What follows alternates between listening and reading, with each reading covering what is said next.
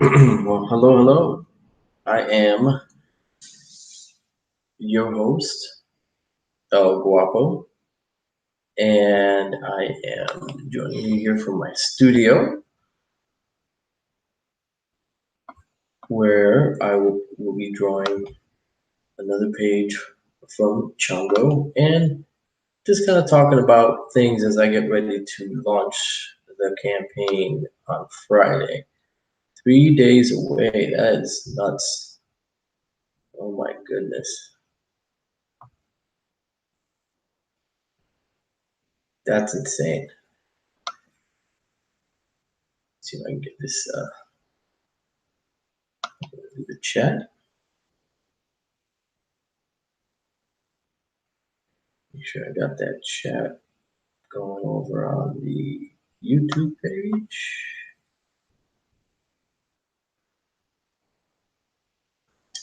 I see Tank Ferret is here. I see Lady Celtic is here.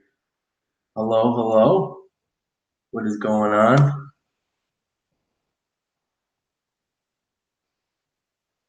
Good to have you guys join us. Join me here. Let me see if I can get let me do a pop-out chat here. There we go. All right. I got a pop-out chat going.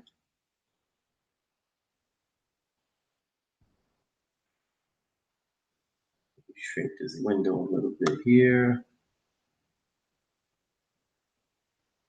All right. I think we're ready to rock and roll now.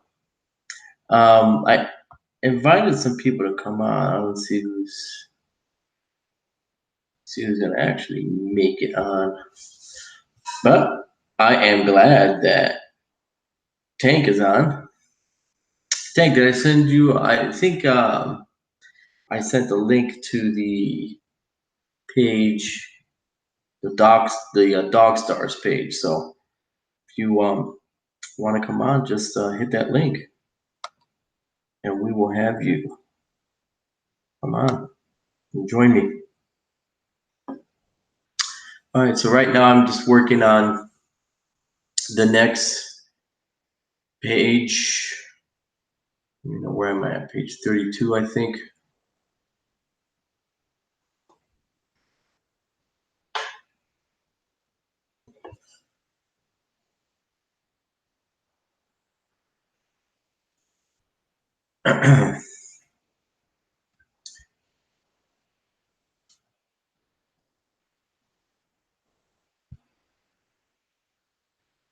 So getting pretty excited. Yeah, no worries. Yeah, I know.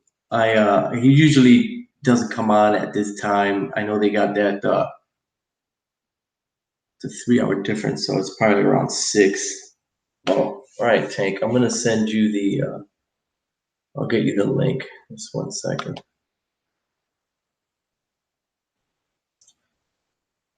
One second.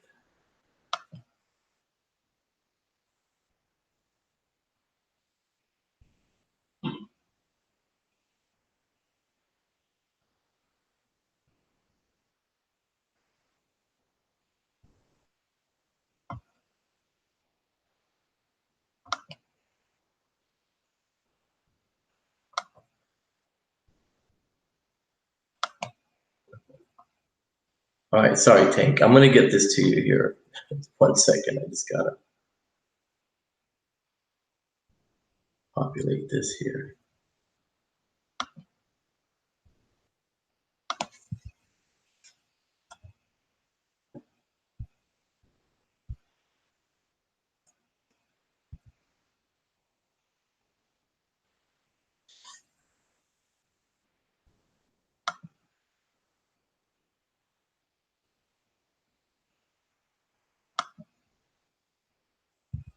And all right, I'm about to paste the link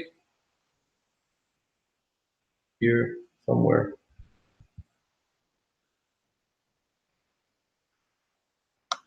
Out of there.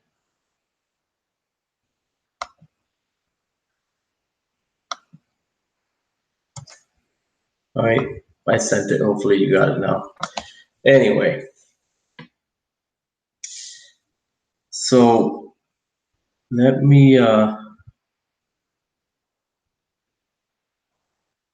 back over here. Turn this light off here. I don't like that better. Yeah, I think you can see a little bit better.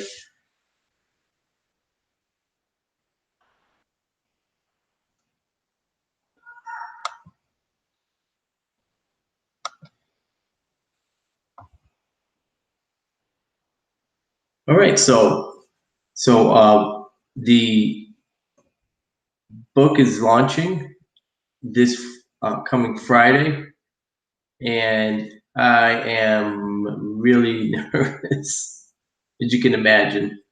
Um, it's a big deal for me to to do something like this. It's essentially my first time,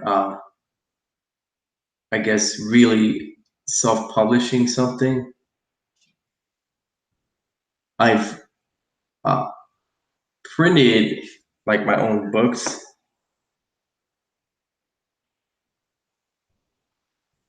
and it it's different when you're doing a campaign, though. You know, it's nerve wracking. So let me see, Lady Cal, how much do you still need to? Can you elaborate a little bit on that, Lady Cal? Take need to what?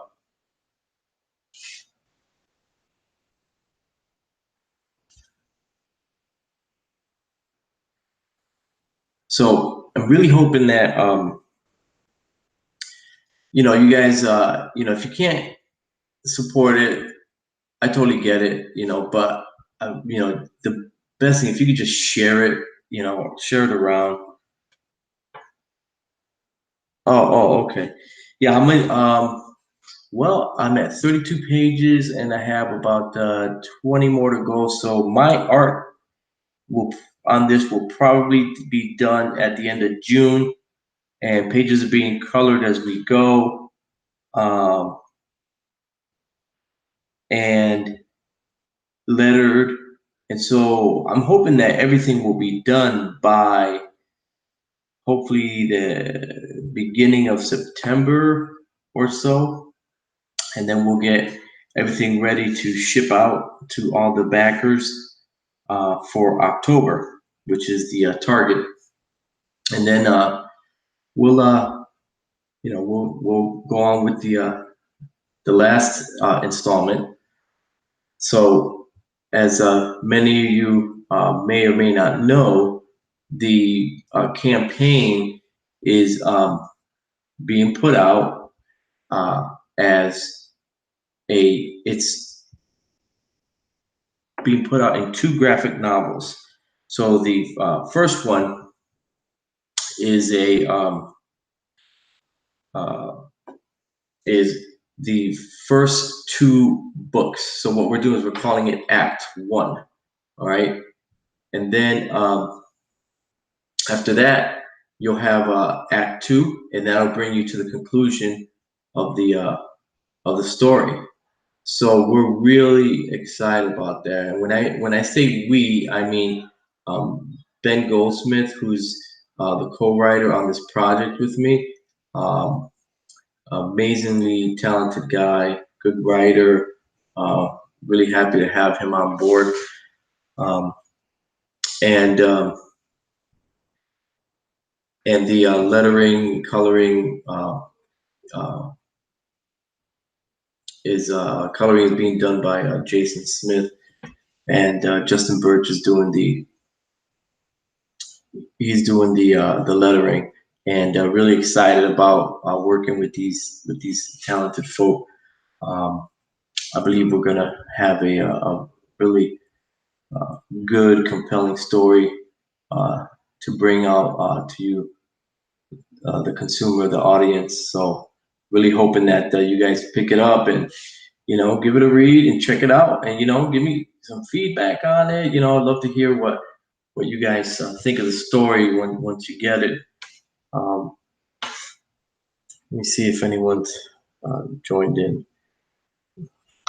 Let's It's like everyone's pretty busy right now. It's funny because a lot of people that I'm on the chat with uh, at this time, it's too early for them. I'm over on the East Coast, and it's 9 o'clock here, and so 9 o'clock is like when I'm typically starting in my studio and getting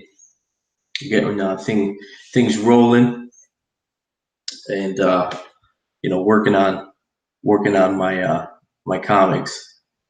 But everyone is like I said, everyone or many of the people uh, that I follow are all on the West Coast. So Lady Celtic, I got 3 days. So today, tomorrow, Thursday, and then Friday is the official launch. Uh, and yeah, so it's right there.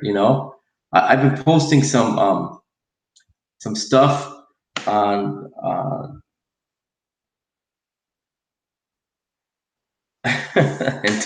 Oh, I hear you. Yeah, in 2 hours you gotta go to bed. Um, so I've been posting some art and stuff on Twitter. I posted a little video montage today on Twitter's and Facebook, Instagram.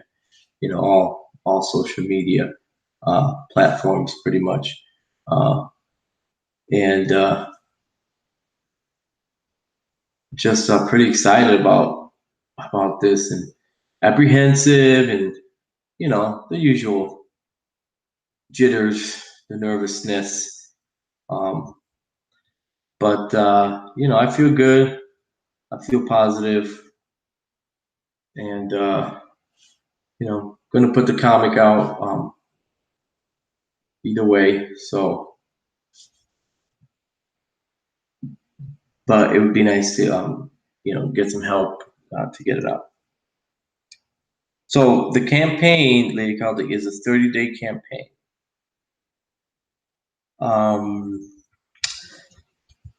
You can find. I have my own page, Caesar Feliciano, on Facebook, but I'm also on the Art of Caesar Feliciano on Facebook. So if you want to find me there, you can certainly do that. Let's see, who is that? What's up, El Guapo? Hey, there he is. What's up, Tank? How you doing, brother? I'm doing great, man. Just getting up. Who the heck is calling me at this time? High noon. All right, I'm hanging up. That's time to saddle up them ponies. That's right. I'm a big Clint Eastwood fan. What can I say? I can't blame you. Yeah. He started some of the best retellings of samurai stories. Oh, dude, they're so beautifully done. Nobody even got that they were samurai stories. Now that's good cinema. Yeah, man, it really is, dude. It really is. I mean, it made Italians have a good movie industry in their countries. Italians really appreciate westerns more than Americans do at this point, right? Right. Well, to them, it's a fantasy. To Yeah. Europeans, that Wild West is a fantasy. Yeah. What is that, Something that right? never existed. Yeah, it's crazy because Moebius spoke about that a lot because his mom, they moved to Mexico in the West, and he got to see a lot of that as a kid because his mom married a Mexican citizen, and a lot of what he saw influenced obviously one of his first and greatest works, which is Blueberry, and he really captured the essence of that. I mean, I don't know. Are you familiar with Blueberry at all? No, I'm not actually. I got to tell you right now. Do yourself a favor, all right, and look at Blue. You gotta find All anything right. on Moebius Blueberry, and you're gonna the stuff that Moebius did is gonna blow you away. Trust me when I Okay. tell you this. Yeah. Okay. So, dude, your project 3 days this Friday? Can you believe that, Woo! dude? I'm so scared. Oh man, we I'm gotta like, we gotta get we gotta get you set up on the rounds to do the media circuit, man. oh, absolutely, man. I got an interview that set up with crowdfunding comics Okay. second week of the second week of July.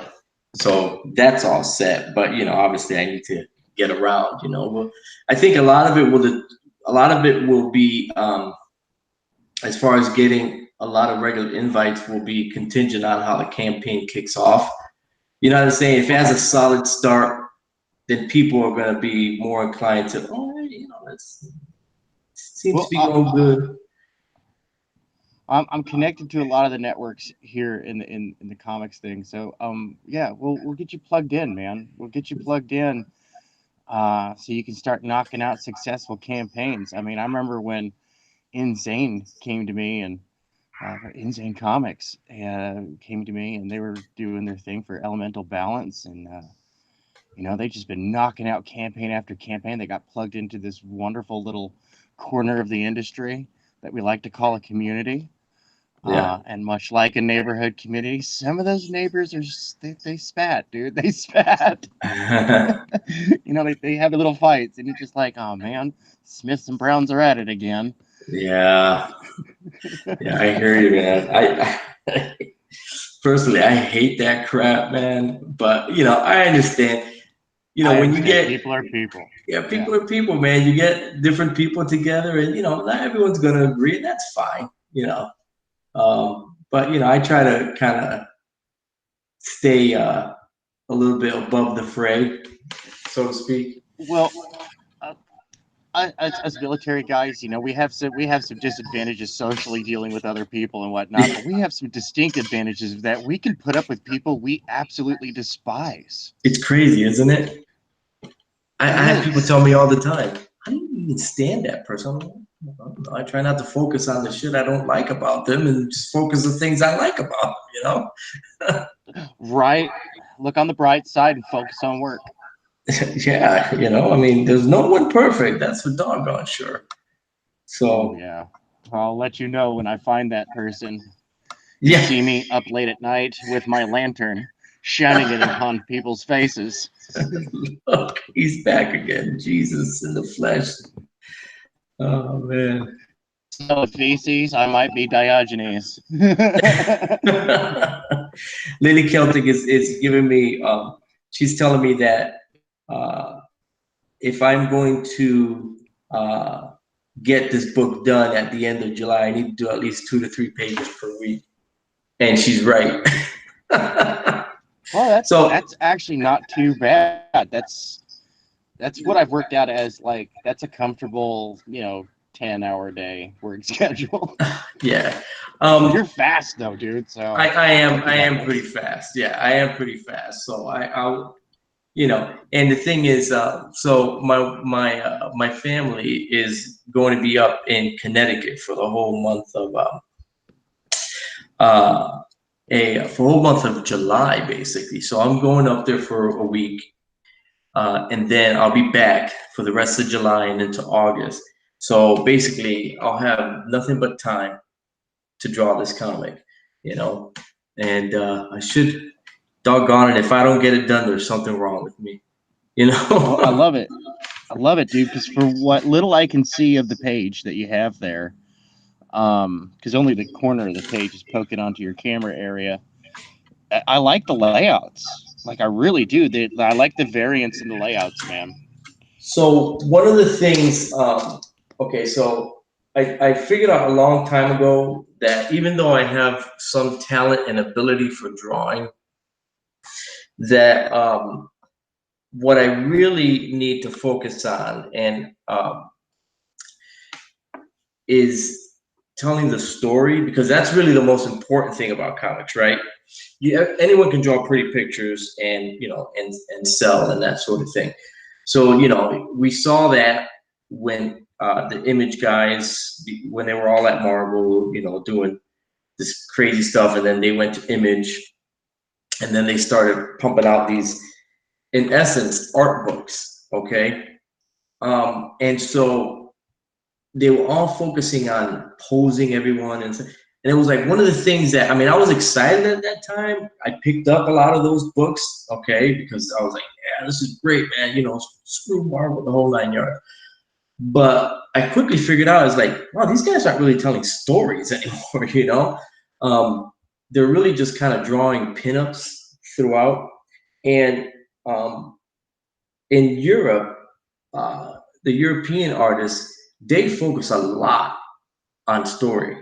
You know, can you do a compelling layout? You know, or is everything static? Is the page moving? Are you doing interesting panel designs and things like that? You know, and that's really where the art of comics is in its wheelhouse. And so everyone that I've talked to, I've talked to Jim Aparo, Dick Giordano. I've spoken to I'm talking these all got Russ Heath, um, and then some editors at DC Comics and that sort of thing, and then other guys, Lee Weeks, and all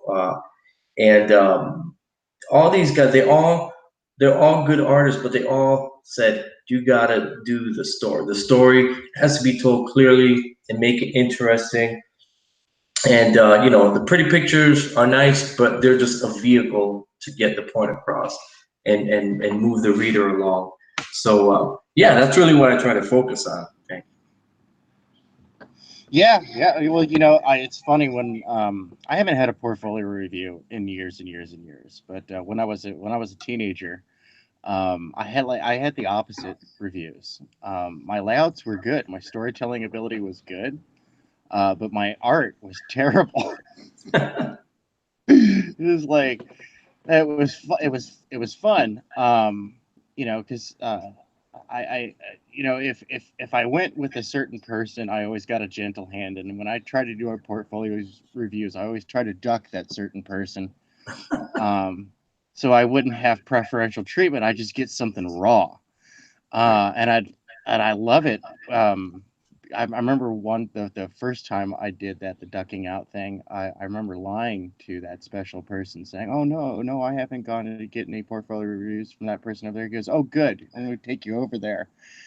And I was like, "Oh no, no, it's good, it's good. Let's go get lunch. Let's go do something else." A little kid caught in a trap, caught in a lie. Yeah. um and not wanting to and finding out that this person who's basically a family member is like actually like a really big hotshot in comics.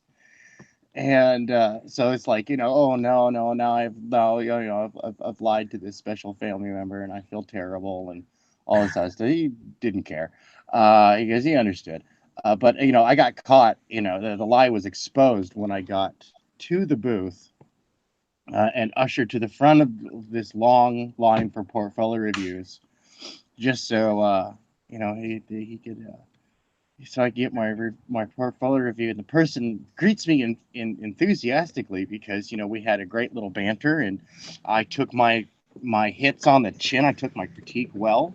Yeah. Um, well, the submissions editor at DC Comics had already warmed me up earlier that day. My first ever portfolio review. We'll tell you that one in a second. But yeah, no, it was funny because then like the review changed, of course, because now the special person is overlooking, and this person is less, you know, brutal on their critique. Yeah, and that's that's it's just I don't know what inspired that, but that was just a funny little anecdote Yeah. that I had. But my first portfolio review was from. Can I cuss on your show? We're fine. We're about PG-13 plus here. Okay, okay. So all right, so my first portfolio review. I don't remember this guy who's a short, skinny, little balding dude, submissions editor for DC Comics in 1990, early 1990. It was WonderCon, so it was like March, April time or something like that. For Right. DC Comics? Yeah, DC Comics. I'm 13 years Younger? old. Was it a younger guy? I don't quite recall. I have Was it long-term Neil memory Posner? loss. That sounds. I think his last name did start with a P. Yeah, that would have been Neil Posner. And yeah, no, okay, yeah, no, that name's rings a bell. And so anyway, I go up. This guy looks beleaguered, man. He's just the guy in front of me walks away and just throws his portfolio in the garbage. Right, and I'm like, holy moly, because they got this duct tape line on the floor, dude. You don't cross that line, so you don't hear what goes on over at the reviewing table, right?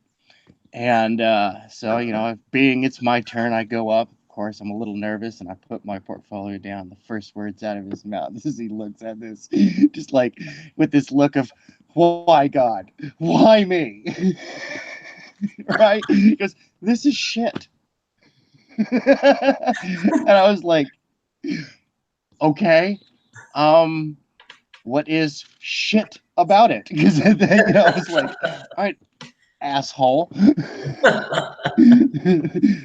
um, I'm a competitive 13-year-old kid, dude. I run straight up giant hills. I work out like every day. I take Shotokan karate. I participate in the full contact stuff. I'm a stupid, dumb teenager who's got his head so far up his butt I can see with X-ray vision through my tonsils.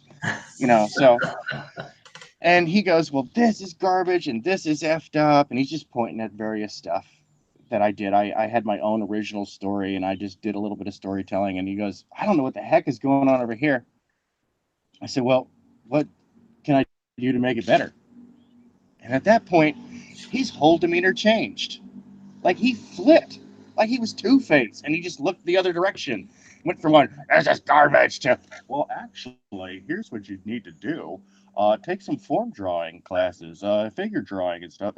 you know, all of a sudden, went from homogenous asshole that you just wanted to like fly across the table and give him a 5-finger salute. Um, and to being like this fountain of invaluable wisdom. That And sounds so much like Neil. I think that there had to be Neil. And I got an interesting story with him, right? So I put these samples together, right? And I said, man, I gotta do comics. I wasn't working at the time. I had been out of the military maybe. See, I got out in 88, 87, and it was maybe 1991, 92. Well, I was in my early 20s, maybe like 24. And so, I was drawing all the time. And obviously Rob Liefeld, Jim Lee, all those guys were huge at that time. So, when that's all you're looking at, that's kind of right. like, what I'm saying? You're drawing that way, you know? Oh, dude, man, like He-Man style line weight because that's what got me into drawing. Yeah. To like drawing like all this cross section, I had no idea what purpose it served. I just thought it looked cool. Yeah. Oh, yeah. I mean, that's what I was about. So the neighbor next door, my wife used to take care of her kid. So she comes up to me one day when she went to go pick up her kid, and she's like, "Hey, I see that you're always drawing and stuff like that. My dad was a painter at the Cape Cod, and why don't you come over to the house sometime? I'll show you some of the." I said, "Fine." So went over there. She showed me some of her dad's watercolor paintings. They were beautiful. I was like, "Wow, this is really nice." Good stuff. So then she said, "I just want to show you this. I want to, you keep doing your art." And then she hands me this envelope, and she says, "What are you doing with your art?" I said, "Well, I'd like to work for DC Comics." So she hands me the envelope, and she says, "Here, buy yourself a train ticket and go up to Warner Brothers." So she writes the address on there, and so I'm like, "Oh wow," I'm like thankful. "Oh, thank you so much and everything. I can't believe you did this." She goes, "I really believe in you and that sort of thing."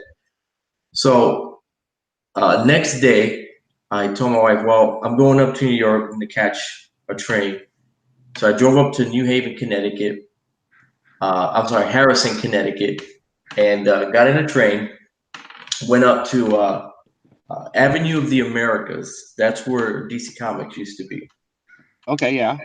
Yeah, so you remember that, Avenue of the Americas. So here I am. I'm in the city, walking around, walking down with my portfolio, and I go to the Warner Brothers studios. So I go up there, take the elevator, you walk out, and the first thing you see is the big Superman statue, you know, and it's like oh my gosh, I can't believe I'm actually in DC Comics. So there was like DC, Superman, you turn over, you see WB, and then you see a big Batman statue. You're like, holy crap, you know?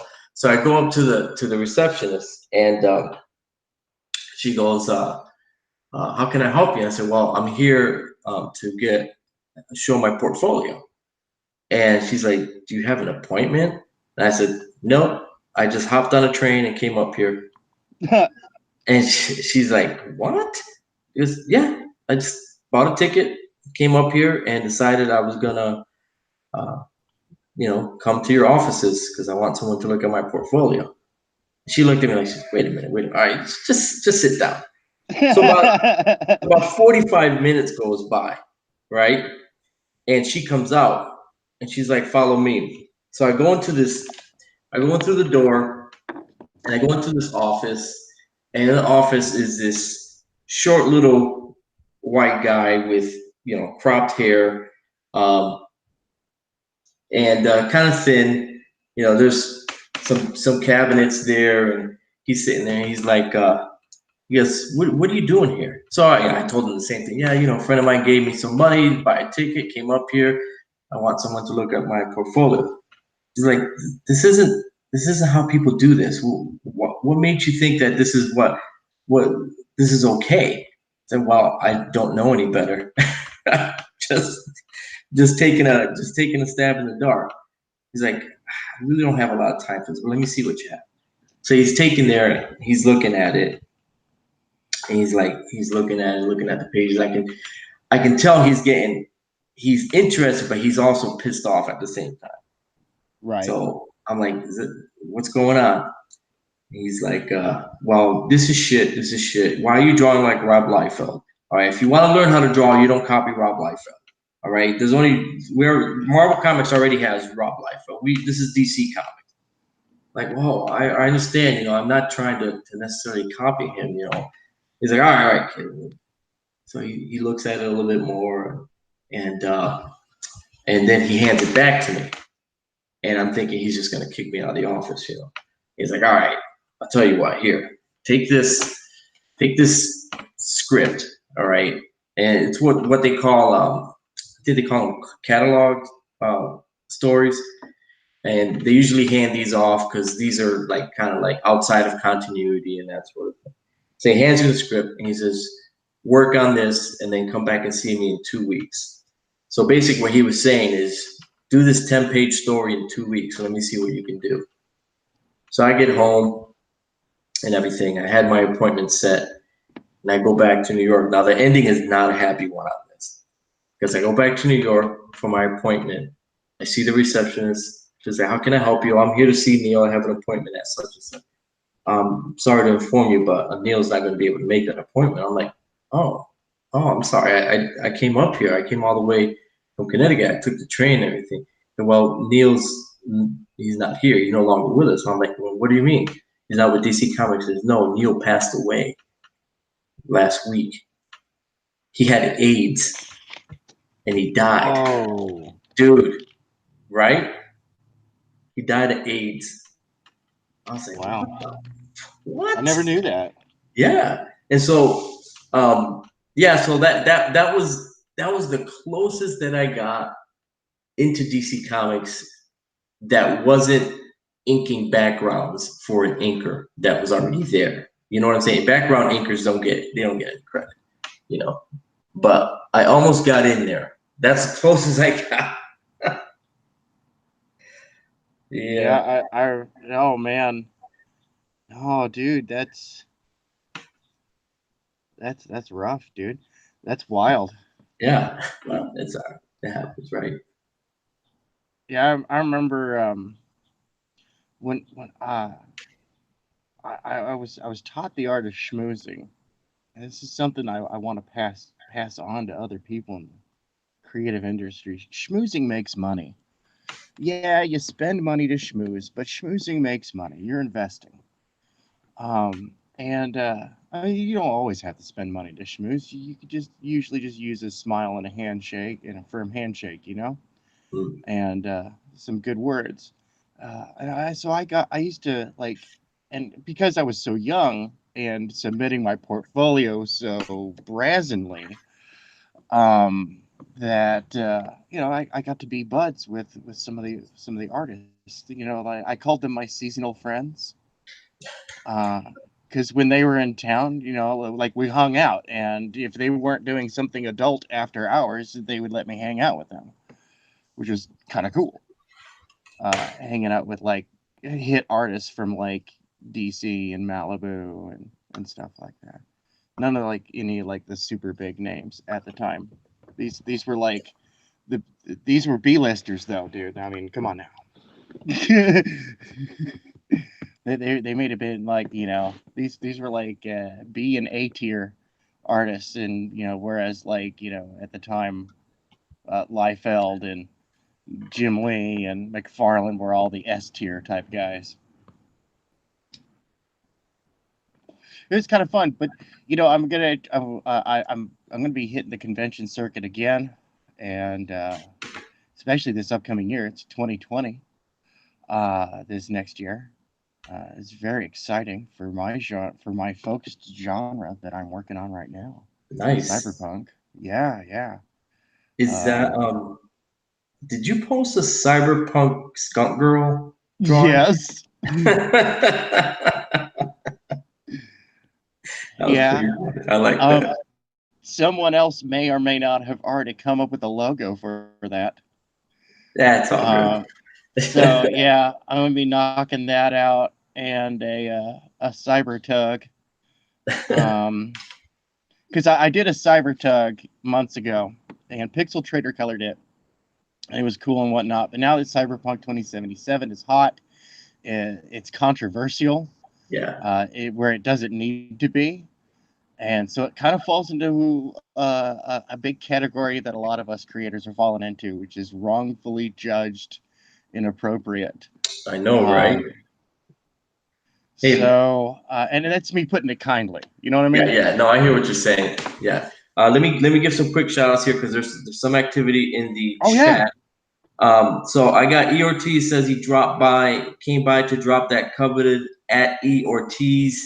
It's almost like winning an Emmy. Thank you, E. Shinobi is there. I sent Shinobi a link also, but it's in the dog press, uh, the one where everyone else is in. So if you guys see that there's Shinobi, go ahead and click on it. Also, E, I sent yours directly. Um, and then Lady Celtic Moon says, E Ortiz, boo howdy. Uh, and then Trusty throws in the Wild Ortiz appears. I got Humphrey Bear giving a hi E Ortiz. Uh, Lady Celtic's hi Humphrey Bear. And then Trusty helps me with the story that's called an inventory story, right? Not a catalog story, an inventory story. So thanks, Trusty. Um, and let me see. Lady Celtic says, "Oh, I got to see that." Trusty, I don't know if you want to come on. You can certainly come on. Um, I don't know if you can come on. I sent you the link. You're more than welcome to pop on as well. Um, I don't know what Manny's doing right now, but he's more than welcome to come on, obviously, as well. he's So, just getting home from work. oh, okay, all right, yeah. Yeah, All he's you guys settling that are in. on the island. Oh, yeah, yeah. He's doing his stream. Sorry, E. Sorry, E. Yeah, I forgot you doing your stream. So anyway, I started at 9. I wanted to get this out. So I'm gonna stream for a little while, see how long it goes. See how long me and Tank can talk it up.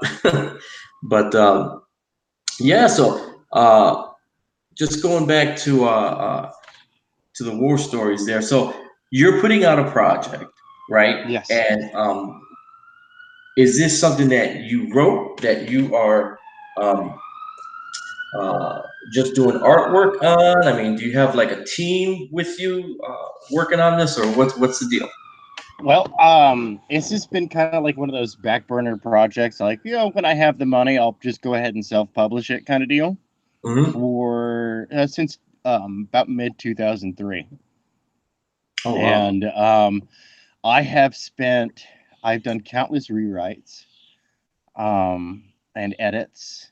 I've spent thousands of dollars developing this over the years, and it's been like, okay, is this ready to go to market? No, it's too long. It's or it's got this problem, that problem, whatever. So recently, I was very very excited that the script edits for the entirety of the book were done. And I say script edits because there's not just one script. There's a couple of scripts, so that allow us to expand if it becomes more popular, or if the story needs it, we can just go ahead and expand it. But that's the later stuff. The first act, like the first like 200 or so pages of the story, that's done. That is done, set in stone. That plot is ready to go. We're on to dialogue and layouts, Nice. which is fantastic. This is my baby. It's actually part of a larger universe, but I got to get this book out, and I am but one person. I am the writer and the primary artist. Hopefully, I will be, depending on the success of the campaign, I'll be hiring a colorist and a letterer. Um, you know, I've got a couple of editors on the project. Nice. Care and attention has been paid. This is I don't just preach editors and development. I have to swallow my own medicine, like the medicine I'm taking right now, which is doing three-way sketches or three-way full color drawings of everything that needs attention to detail. Right.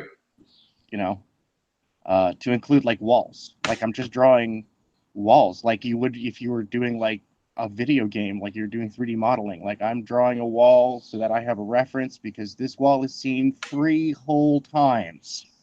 Oh, jeez. Yeah, Yeah, that's we've a seen very this wall interesting three call. times. But because the neighborhood's run down, there's a lot of bills been posted, layered on top of each other and torn down and spray painted and more bills posted. I really want to show that no government official has really paid any attention to the upkeep of this neighborhood in the last couple of decades. You know what I Oh, mean? Detroit. Like Detroit. So yeah, and designing a scene for me is just as integral as designing a character, because it is a character, and everybody's dancing on its belly, Right. like Bender, Yeah. when he was a god. Yeah. That was a great So episode. yeah, no, yeah, I'm really excited to start like pumping out the stuff. I'm working with Mandy on the Skunk Girl, and I'm trying to knock out fan art to help out projects I like. Yeah. Um, I don't always get around to it, sadly, and I feel kind of crummy because I really want to help people out. I'm a very helpful type of person. Right. Although what's really ironically funny is I'm very slow to receive help. Wow. I'm a stubborn bastard. It's better to give than to receive, I guess. But I guess. I don't know, man. it, I don't know I what's like wrong receiving with too, me. though. So I hear you, man. All that stuff uh, is around, man. You do enough good stuff for people. You know what I'm saying? It does come around. So well, yeah, it creates a better environment, man. yeah. It's like I was talking to another friend. I was like, dude, before I engage in anything, I always take a look. What's my end game? What's my end game? Yeah. Um, you know, it's the running joke in my in my various groups of friends of like who's going to get me to run their military operations, and Right. when the apocalypse happens, and I'm like, oh come on guys, I'm not that good at strategy. I hear you. Yeah, man. Yeah. But yeah, So that's good. So we'll be looking forward to that project. And um, it's gonna be. I tell you, it's. I'm so excited about what's going on right now. It just really seems like there's a renaissance of sorts, where yeah, people are taking personal responsibility for their own futures. you know. Yeah. So it's like, you know, if you're comic artist and you've been kind of like on the fringes and that sort of thing, and you know, doing stuff for other people, uh, nothing says that you can't. Why not do your own stuff? You know what I'm saying? And so Yeah. um, so many people are biting that bullet, and they're doing it, and they're, you know, and it's like, man, you know, I've got ideas. I don't know if these ideas are any good, but I want to put them out, you know. And so I got this Chango story. It's very personal. Um, it's something that I have personally experienced, and so I'll be talking about that a little more as as I make the media circuit. Um, and it's kind of freaking out of this world, but it is what it is, man. You can't deny some of the craziest things to people that sound the craziest. Um, I'm really not at times, maybe they just Right. are what they are. Um, and so that's where the genesis of this story is. And then I've got some other things that I'm working. I've got a story, a military story that um, has a real big Indiana Jones vibe to it. Um, Ooh. I love that, but I'm using it in the context of kind of like a uh, couple of Marines that are, they're no longer in the service. One's dealing with PTSD and the effects of that, and then the other one's dealing with, financial issues. A lot of people don't, they don't realize that, soldiers sacrifice a lot, and Yeah. a lot of times they sacrifice financially, you know, and and yeah, granted, when they go into foreign deployments, they get big bonus checks and things like that, and they send that stuff Yeah, home. but you compare that to a civilian hazard or a Yeah, combat bonus it's just check, and that combat is pay. It's just chump hazardous duty pay. change. Yeah, Yeah, it's a little it's a little bit of it make I mean, you were already willing to do it for the same pay. You signed up under the yep, assumption that you would just be doing it under yep, that pay. And so when you receive that little extra money, it's really more or less nothing more than just a pat on the back and a little bit of a morale boost yep. that justifies all the ridiculousness that you have to put up with. Yep, exactly. So one of the characters also, he's dealing with financial stuff, and his wife's freaking basically took all his money and stuff. So he's out and he's basically doing merc work, work for hire, whoever will pay him the most amount of money, because a lot of guys that that are in the service, they're just grunts, man. They're not highly trained. You know what I'm saying? When you've Yeah. been doing nothing but killing for 2 years, you come out and it's like, well, that's all I really know how to do. And the thing is, every kill is so impactful that it changes you. You're like, your worldview turns upside down. You know, and so you're left with no choice other than, well, this is all I'm good at, so I'll just keep doing this. So I'm exploring those things in Right. this story, and uh, the Indiana Jones part of it comes in that there's treasure hunting and this sort of thing, and I'll talk about that a little bit more as I get closer to that project. Then the other one that I'm working on is it's a more of a like a pulp. I like the pulp style. I like back in the day when they used to do like spy movies and that sort of thing. The Russian Spy. I was a big fan of Bruce Yeah. Lee, and so I was at a convention years ago, and I was kind of talking to a buddy of mine about some of these things, um, and one of my favorite drinks is gin and tonic. Okay. So I was like, yeah, I kind of have this idea. And he was, kind of like, wasn't exactly what it is now. They say, you should just call it gin and tonic. And they could just be going to speakeasy, and then that would be fun. Okay. And I'm like, all right. Um, I like and, it. uh, and so years later passed by. I'm not doing the speakeasy part of it.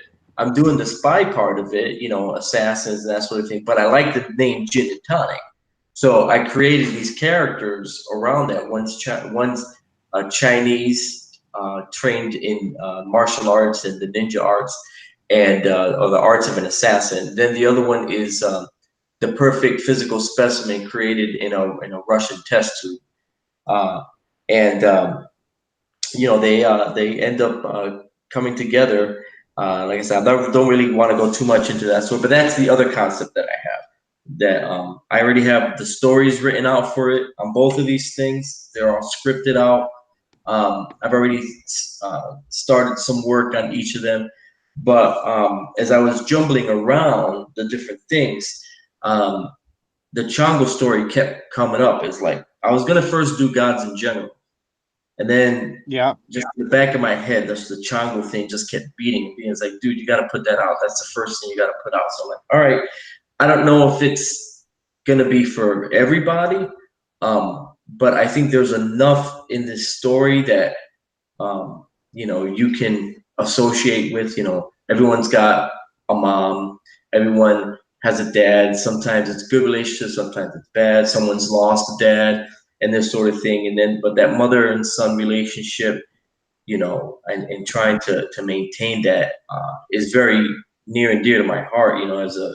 As my mom was a single parent, raising the four of us, and I know what a important role she played in my life, and so I wanted to kind of convey that in the story and use demons to do it. So whatever, maybe I'm out of my mind, but No, dude, that sounds fun. That yeah. sounds fun. See, I had a similar dilemma. I did a lot of market testing, a lot of focus groups and stuff like that to figure out. I used to work in marketing.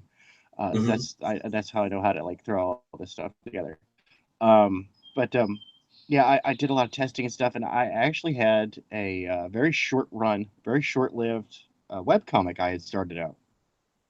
And then I discovered the irony of a science fiction writer who does not back up their digital media, and lost like the first. Um, I lost uh, the next 30 uh, strips for the comic. Oh my. Oh, it was devastating. I stopped drawing for a month. I was devastated. I had poured my heart and soul into that, and I had hired a successful author, to or successful editor, a published editor, to work on that, and they came in at like, I don't know, like the sixth or seventh strip is when Laura Gray comes in. And but it was Tales from the 99er. You can find it on I think, yeah, it's got a Facebook. You can I think you can also find it on Tumblr. Um, or I'll repost it because people like to take a look at it Yeah. from time to time.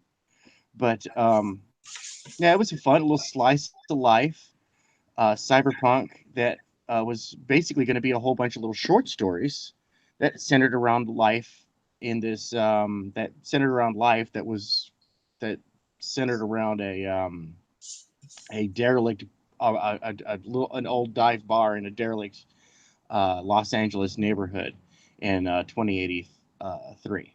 Mm. And there's an old war veteran cyborg named Andre Brazier, who's this guy was an American hero. Now he's reduced to owning a dive bar in a derelict neighborhood. This guy has more medals than Audie Murphy. He's my all American hero type guy. We get to see a bit of him in 2065. That's one thing I could go ahead and say without any spoiling. This dude lives. He's a long-lived character right there. Right. Don't So be worried about others. when you building these units, you got all these different characters and stuff like this. So that one of the things that I was, when you're creating all these different characters and ideas and stuff, Uh-huh. one of the things you should say you ask, at least I ask myself is, well, will these characters work with each other within the same universe, or do you create a separate universe for each one of these stories? Um, Um, It depends. Like sometimes I find a way to work it into an existing storyline because I do want to do like work with other authors. I have one of my co-developers for the Scalpel Zero project is his own fantasy stuff, so we kind of merged our two fantasy worlds as authors, and we're currently working on a story called The Adventures of Sniggles.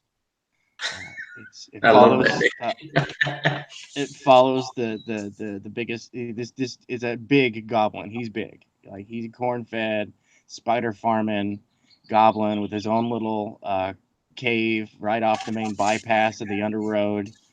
Um, we developed a beautiful goblin society, complete with culture, style of clothes, and everything. And yeah, he's just working on getting the preliminary artwork together so he can like present this. And he's got an editor and a ghostwriter. It's gonna be a coloring storybook. So it's one of those like you flip the page and you got the coloring page and you can go read the story, while you're coloring. Kind of fun. Yeah, Yeah. Yeah, he wants. Yeah, we got that. I've got 2084 Awakening. That's in the same universe. I've also got this untitled kind of like I don't know. I had like a girl power kind of silly tongue in cheek kind of thing. Where like, and this is I came up with this story idea like before all the like man hating outrage. And so that's why I've decided to like I've got to rework this story because it's still a good story. The characters are compelling, but unfortunately the situation is just not funny anymore because it was like all these like epic D&D style like we're the epic heroes of the fantasy. Oh no, the great evil has come. And like, like there's like this assistant mage and she wants to go and there's these other characters they want to go and they're like, "No, this is a strong for battle hardened scar-filled men." And it was supposed to be totally campy, tongue in cheek, and they were supposed to just have this worst adventure where they're just like Lost or The Walking Dead or Game of Thrones, where they're just dying off one at a time, and it's the most brutal, epic struggle. And of course, at the end, they fail, but the girls who like always had to work extra hard for everything. Because this is the moral of the story. If you work extra hard for everything, you'd be prepared for anything, right? It wasn't a gender thing. It was just a tongue-in-cheek kind of funny thing playing because I was studying a lot of medieval history at the time, where that kind of environment existed. right, right. And yeah, no, I got to rework that one because it's not Yeah, funny it's a anymore. shame that certain They things. ruined it, dude. They Yeah, ruined my joke. yeah. It, Well, no more humor. You're not allowed to be funny. You're not allowed to be, uh, yeah, tongue no, in cheek because anymore. Everyone gets offended so easily. no, and the people who don't spend money are the ones that are gonna like the story. And that's not my point, man. It was there to entertain and just be funny and silly, not jab at anybody. Yeah, I was all the main like quote heroes. They were all like these way overused tropes, dude. Like all of them. The big strong guy, the brooding silent guy. The overly optimistic hero who's like just charisma oozes from everywhere. The whole thing. That's super nerd. yeah. All of them. And I was going to kill them off one at a time for the audience's amusement in Over. ironic ways. Who knows? Maybe it'll turn back around and you'll be able to put that story out again. Holy smokes! You know what I just realized, my friend, is E Ortiz is live with the digital bullpen. Yeah. So, and that's fine because I was only going to 10 o'clock on this anyway. All right. So, I do appreciate you hopping on with me, and Well, thanks for having me around, man. It yeah, was fun no hanging out and chatting problem. it up. Yeah, no problem. All right, well, everybody, hey, thanks for those that came on. Remember that the campaign's going to be kicking off here pretty soon. We're looking at Friday, so tomorrow will be 2 days, and I'll be posting on Twitter, Facebook, Instagram, keeping you updated, and we'll be launching very, very soon. So keep an eye out for things, and thanks for joining. Please check out the campaign when it does launch. Thanks, big thanks to Tank Fair, for joining me, and look for his project that's coming out pretty soon. All right, Tank. So why don't you give people a shout out and let them know how they can get a hold of you? All right, you can find me on with E Ortiz, or you can find me on with Manny. That's Tuesdays, Thursdays, Mondays, and Fridays, respectively. And you can find me on Instagram and Twitter at /Tank Ferret Art. Yeah, and keep your eye out. We've got a lot of really amazing projects come out. It's gonna, man, you are just going to be so satisfied. You, the consumer, that's right. I'm talking to you. You're going to be so happy with these fine, artisan crafted comics. This is a platinum age, folks. The Bronze Age has collapsed, and it was the reason why. It was the same reason the original Bronze Age collapsed. The sea people. That's fine. Let's bring on the platinum age. Amen to that. All right, brother. It's good talking to you. You have a good night. All right. Good night. All right. Thanks, everybody. Peace out.